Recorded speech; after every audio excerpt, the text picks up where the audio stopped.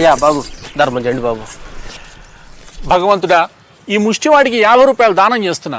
ఈ వారం నాకు లక్షల్లో డబ్బులు వచ్చేలాగా వరమివ్వు స్వామి. ఈ 50కి ఏమన్నా కొనుక్కుంది, తప్పుడు పనులు మాత్రం ఉపయోగించుకో. అలాగే స్వామి. The next day. నిన్న 50 ఇచ్చాగా, తినటానికే వాడుతున్నావా? తింటున్నా స్వామి.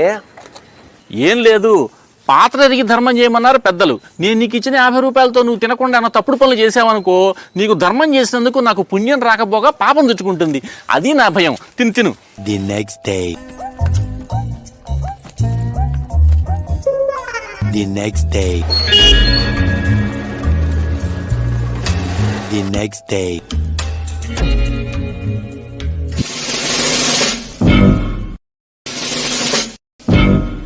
ఇప్పుడే బాబు అట్టుపండి తినపోతున్నా. అట్టుపండి నీ చేతిలో బీడీ చూసేసేలే. 50 రూపాయలకి కొనుక్కు తినరా అంటే నువ్వు ఇలాంటి పనులు చేస్తున్నావా? అరే నువ్వు ఇచ్చిన 50తో తుపాకీ కొన్నానా, డ్రగ్స్ కొన్నానా? కనీసం ఒక క్వార్టర్ మంది వచ్చిద్దారా?